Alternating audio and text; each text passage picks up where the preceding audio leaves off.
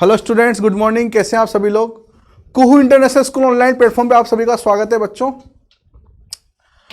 हम लोग जो है मोल कंसेप्ट पढ़ रहे थे। मोल कंसेप्ट में ऑक्सीडेशन नंबर देख लिया था। अब ऑक्सीडेशन नंबर में जो ऑक्सीकरण संख्या जो हम लोग निकाल रहे हैं, उन ऑक्सीकरण संख्याओं में हम लोगों को एग्जाम्पल्स देखने, नियम तो हम लोगों ने देख ही लिए, हम लोगों को एग्जाम्पल्स देखने। तो उदाहरण देखिए, उदाहरण में कुछ उदाहरण मैंने आपको लोगों को बताए थे, है ना। लास्ट में एक उदाहरण मैंने बताया था आपको, आपका उदाहरण था H3SO4, है ना, हो गया था शायद ये। H2SO4 के बाद में H3SO5 या H2SO5, है ना। देखो ये वाला हो गया था हमारा, केरोज अम्ल बोला था इसको हम लोगों ने, है ना, केरोज एसिड या फिर केरोज अम्ल। तो ये हो गया था हमारा।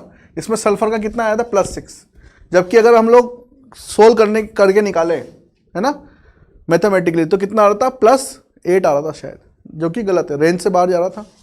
ठीक है, तो हम लोगों ने क्या देखा कि यहां पर एक H2SO5 में क्या है, एक पेरोक्साइड बंद है ना, पेरोक्साइड लिंकेज है, पेरोक्साइड बंद है।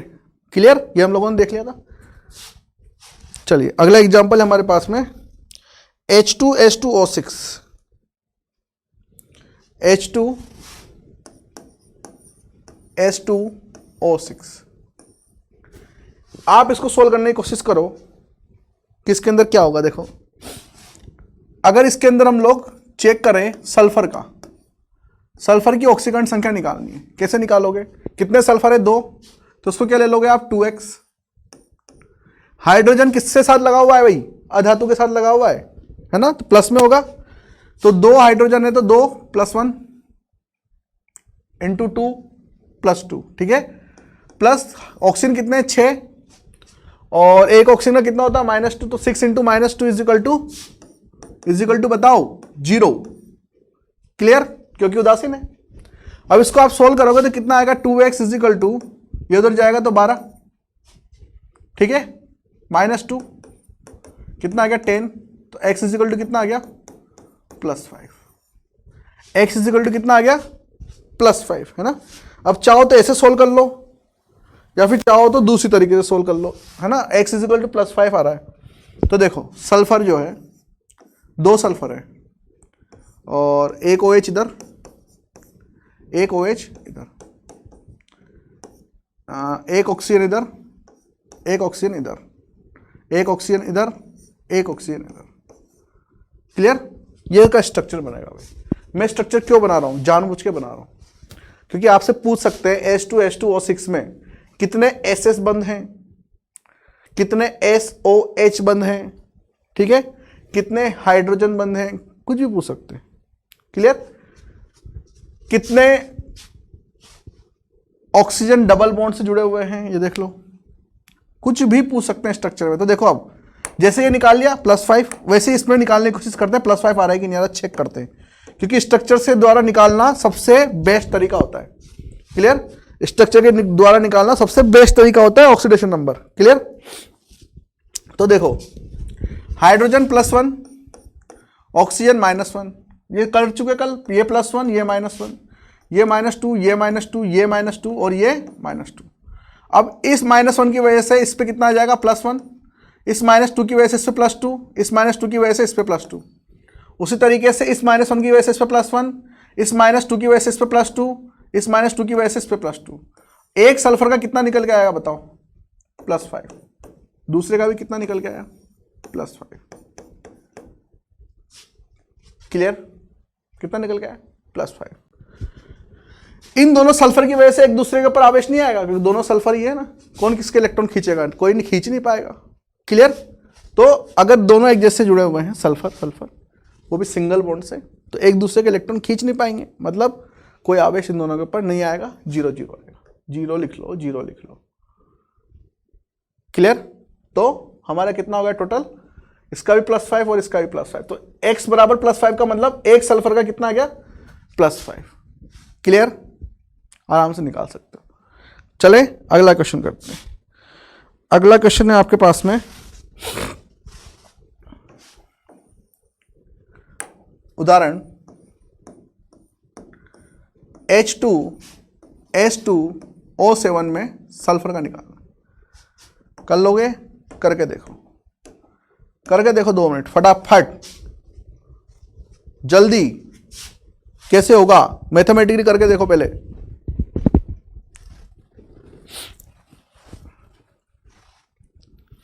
मैथमेटिकली करके देखो इसको।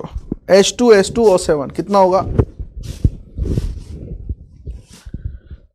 तो किया आप लोगों ने, सल्फर 2 है तो 2x प्लस 7 इंटू -2, ऑक्सीजन का 1 का -2 plus 2 hydrogen plus 2 is equal to 0। 2x is equal to, ये उधर जाएगा तो 14, ये उधर जाएगा तो -2, x इज इक्वल टू कितना आ गया? +6। x इज इक्वल टू कितना आ गया बच्चों? +6। +6 ही आ रहा है, अब रेंज से बाहर है ही नहीं, इसका मतलब गलत है ही नहीं, लेकिन फिर भी स्ट्रक्चर बनाओ। इसका स्ट्रक्चर बनाना जरूरी है, क्योंकि हम लोगों को वहीं से क्वेश्चन पूछे जाते हैं, ये नहीं पूछा जाएगा। अब देखो, पहले वाला स्ट्रक्चर था वो एक सिमेट्रिकल स्ट्रक्चर था, सममित स्ट्रक्चर। यहां से बीच में से काट दें तो इधर भी समान, उधर भी समान। ये किसका था? H2StuO6। एक और ऑक्सीजन बढ़ रहा है, एक और ऑक्सीजन को कहां लगाएं? यहां लगाएं, हाइड्रोजन से यहां लगाएं, यहां लगाएं। तो क्या करेंगे, इन दोनों सल्फर के बीच में एक ऑक्सीजन और डाल देंगे, इन दोनों सल्फर के बीच में एक ऑक्सीजन और डाल देंगे। देखो ऐसे, oxygen sulphur double bond OH। ये देखो, ये आपके पास में क्या बन गया? H2StuO7। क्लियर? 7 ऑक्सीजन हो गए। ठीक है, अब यहां पे स्ट्रक्चर के द्वारा आपको क्या निकालना है? ऑक्सीकरण संख्या निकालनी है। +1 -1 +1 -1 -2 -2 क्लियर? अब ध्यान से देखो, ये जो ऑक्सीजन अंदर, वैसे ऑक्सीजन के ऊपर कितना होता है? -2 होता है ना। अब ये दोनों तरफ सल्फर से जुड़ा हुआ है, मतलब 1 + 1 इधर जाएगा इसको बैलेंस करने के लिए, और 1 + 1 इधर आएगा, है ना। इस ऑक्सीजन के 2 को प्लस बैलेंस करने के लिए 1 + 1 इधर, 1 + 1 इधर। क्लियर? ये -2 तो ये +2, ये -1 तो ये +1, ये -2 ये +2। एक सल्फर का कितना आ गया? +6। उसी तरीके से यहां पर भी ये -1 तो ये +1, ये -2 ये +2, ये -2 ये +2, इसका भी कितना आ गया? +6। क्लियर? तो यहां पर एक सल्फर का कितना आ गया? +6 ऑक्सीकरण संख्या आ चुकी है। ओके, आगे चलते हैं, है ना। इसको नोट कर लो आप। अगला क्वेश्चन देखते हैं हम लोग।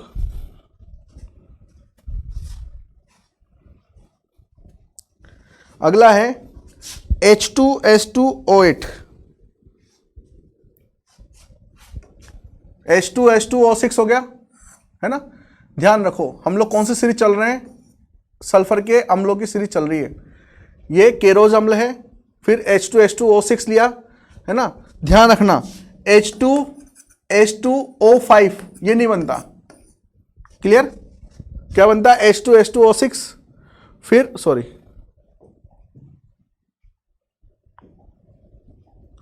फिर H2H2O7 बन गया, फिर अब हम लोग बनाएंगे H2H2O8।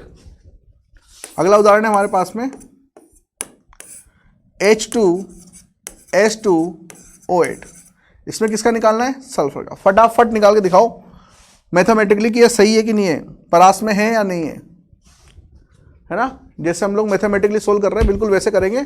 जल्दी करके दिखाओ कि परास में ये आ रहा है या नहीं आ रहा।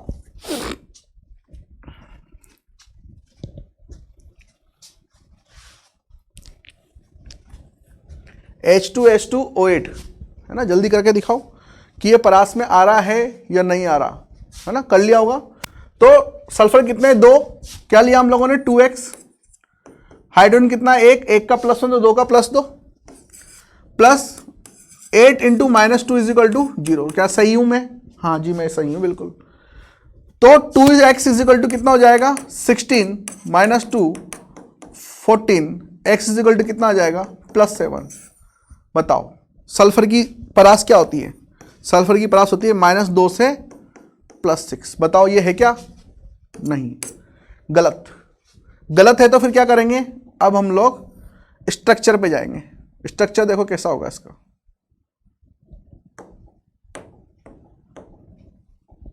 सल्फर कितने हैं? 2। ये ऑक्सीजन, ये ऑक्सीजन, ये हाइड्रोजन, सॉरी ये ऑक्सीजन, ये हाइड्रोजन, कितने हो गए? 3 ऑक्सीजन हो गए। उसी तरीके से यहां पर एक और सल्फर ले लो,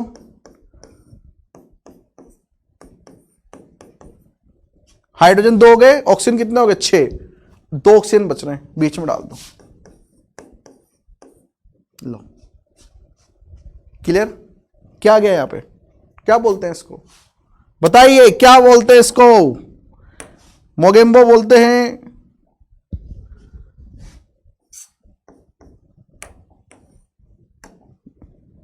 बताइए क्या बोलते हैं इसको? बोलते हैं पेरोक्साइड बंध।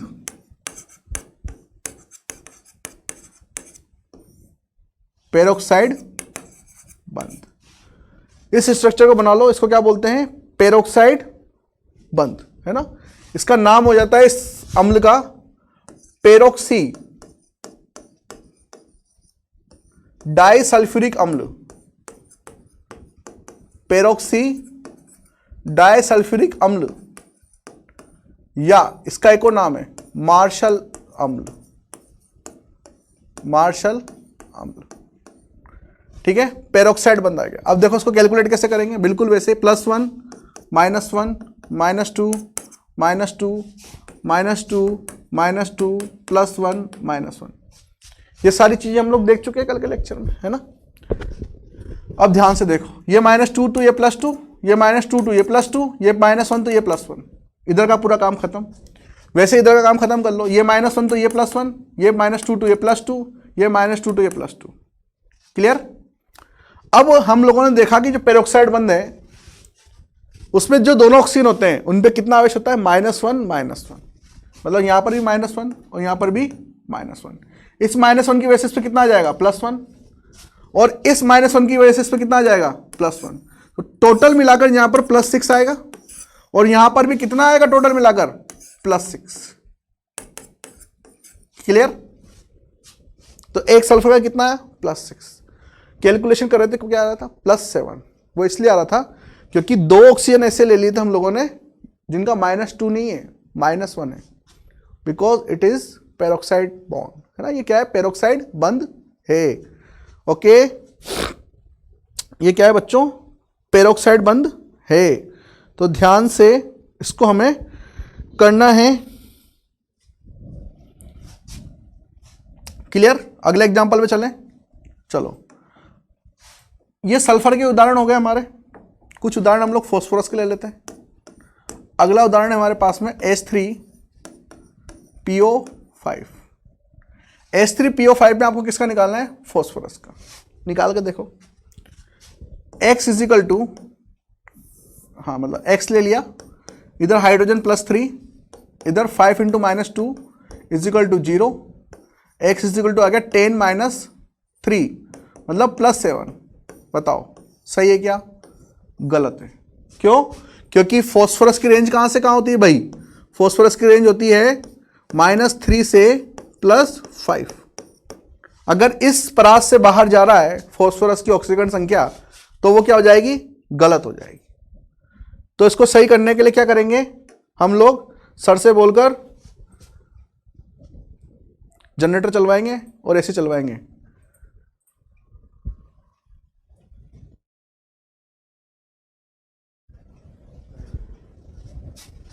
तो x इजिकल टू +7 आ रहा था, है ना। तो ये गलत है। स्ट्रक्चर पे जाएंगे, फिर स्ट्रक्चर देखो। फॉस्फोरस, ये आ गया हमारे पास में फॉस्फोरस, ये ऑक्सीजन, ये हाइड्रोजन, ये हाइड्रोजन, ठीक है। कितने हो गए? 3। ये हाइड्रोजन, कितने हो गए? 5 ऑक्सीजन हो गए, 3 हाइड्रोजन हो गए। क्लियर? अब ध्यान से देखो, अब कहानी शुरू होती है यहां पे स्ट्रक्चर से। ये H3PO5 हो गया। अब कहानी शुरू होती है। ये +1 तो ये -1, ये +1 तो ये -1, ये -2, है ना। ये +1 तो ये -1। क्लियर? ये कौन सा बंध है? दिख रहा होगा आप लोगों को, ये बंध है पेरोक्साइड। पेरोक्साइड बंध का मतलब क्या है, दोनों के ऊपर क्या आएगा, -1 दोनों ऑक्सीजन पे क्या आएगा, -1 अब देख लो बाकी जो बच्ची कहानी वो आप पूरी कर लो। -1 तो ये +1, ये -2 तो ये +2, ये -1 तो ये +1, ये -1 तो ये +1। फॉस्फोरस पे कितना आ गया, +5।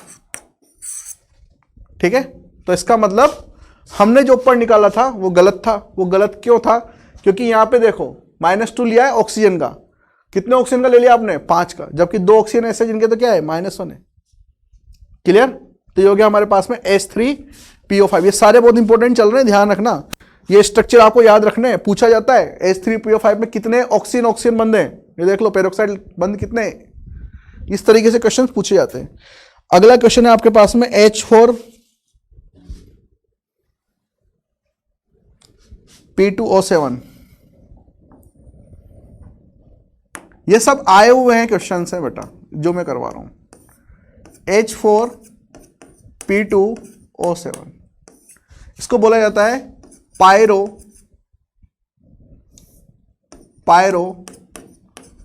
फॉस्फोरिक अम्ल। पायरो फॉस्फोरिक अम्ल, पहले तो इसको निकाल के दिखाओ फॉस्फोरस की कितनी होगी मैथमेटिकली, है ना, निकाल के दिखाओ, गणना करोगे तो कितनी आएगी, फिर आगे चलते हैं। H4P2O7 में फॉस्फोरस की निकालोगे आप तो फॉस्फोरस कितने, 2x ले लिया, हाइड्रोजन +4 है ना, +1 मतलब +1 × 4 +4, 7 × -2 = 0, 2x = कितना आ जाएगा, 14 - 4 मतलब कि 10 है, 14, ठीक है, x = कितना आ जाएगा, +5। ठीक है, तो इसका मतलब ये परास में है और फिर यही सही आएगा आपके पास में। अगर ये परास में है तो फिर यही सही आएगा, लेकिन स्ट्रक्चर भी देख ही लो इसका आप लोग। फॉस्फोरस H4 मतलब हर ऑक्सीजन से P2O7,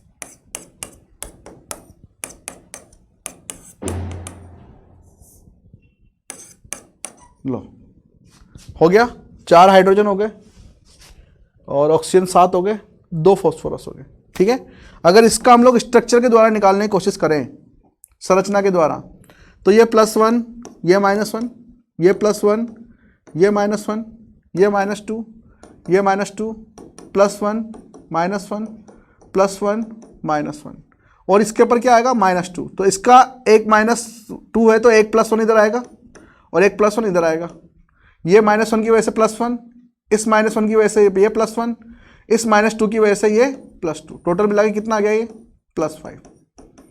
ठीक है, बिल्कुल ऐसा भी इधर भी ऐसे आएगा, इस -2 की वजह से +2, इस -1 की वजह से +1, इस -1 की वजह से +1, तो कितना आ गया, +5। तो एक फॉस्फोरस के ऊपर कितना आ गया, +5 आ गया बच्चों। क्लियर, चलिए अगला देखिए, अगला इंपॉर्टेंट है आपके पास में, बहुत इंपॉर्टेंट है और ये 2 बार क्वेश्चन आया हुआ है ना, इसको बोलते हैं ब्लीचिंग पाउडर। ब्लीचिंग पाउडर ये होता है CaOCl2, ब्लीचिंग पाउडर CaOCl2। आपसे पूछा गया है इसके अंदर, बताइए क्लोरीन की ऑक्सीकरण संख्या कितनी होगी, तो आप क्या करोगे, निकाल के दिखाओगे, कैसे निकालोगे, 2x प्लस ऑक्सीजन कितना -2 है ना, प्लस कैल्शियम कितना +2 = 0, ये कट गया, देखो x = 0, गलत। ठीक है, क्योंकि क्लोरीन जो है Cl2 जरूर है लेकिन ये अणु नहीं है बेटा, और ना ये मानक अवस्था में, ये कंपाउंड बना रहा है। CaOCl2 जो है, अगर आप यहां पर देख रहे हो कि x बराबर जो 0 आ रहा है, ये औसत ऑक्सीकरण संख्या का आ रहा है। अगर हम लोग देखें ना औसत ऑक्सीकरण संख्या,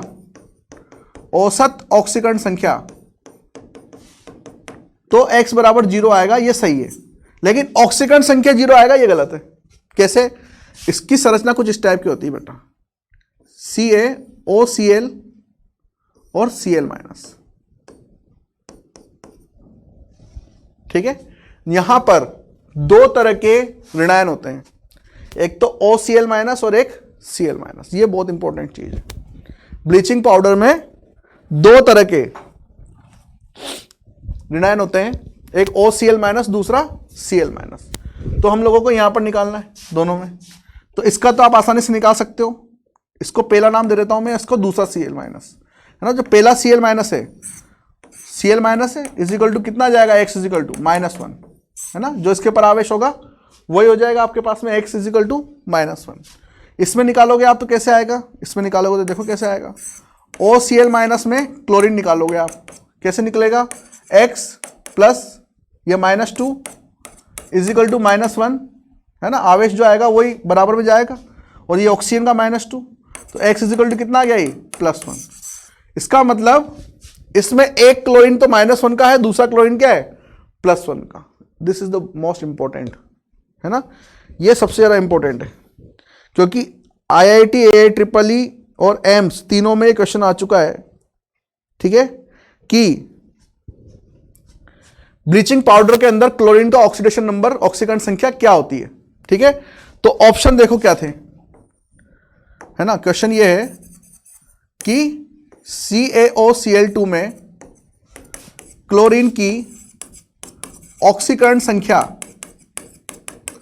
क्या होगी। Option A 0, option B -1, option C +1 और ऑप्शन D -1 एंड +1। देखो हमसे पूछा ऑक्सीकरण संख्या क्या होगी, तो -1 भी है और +1 भी है, तो आंसर ये आएगा। लेकिन अगर हमसे पूछता वो औसत ऑक्सीकरण संख्या क्या होगी, तब फिर ये मत लिख देना आप गलती से भी, यही होगी 0। क्लियर। औसत ऑक्सीकरण संख्या मतलब अगर हम लोग औसत निकाल रहे हैं ना, तो कितने क्लोरीन है, 2, हर क्लोरीन का यहां पे जोड़ोगे आप -1 प्लस +1 बटा कितने क्लोरीन है, 2। औसत ऐसे निकालते हैं, ठीक है। दोनों का ऑक्सीकरण संख्या बटा कितने अणु है, कितने परमाणु है, उतने लिख दिया। तो कितना आ रहा है ये, 0। तो औसत अलग चीज है और पर्टिकुलर हर किसी का ऑक्सीकरण संख्या अलग चीज है। तो आंसर क्या आएगा, ये वाला, इस क्वेश्चन के अकॉर्डिंग। अगर क्वेश्चन में पूछता औसत ऑक्सीकरण संख्या क्या होगी क्लोरीन की, तो फिर 0 होती। क्लियर। तो इस टाइप से क्वेश्चन घुमा भी देते हैं, तो तुम्हें तो लगेगा बहुत इजी क्वेश्चन था, है ना। घुमा के पूछ लिया, आंसर गलत करके आ गए तो दिक्कत हो जाएगी। क्लियर। तो आज के लिए इतना रखते हैं, कल फिर मिलते हैं, पढ़ते रहिए। Thank you very much. हाँ।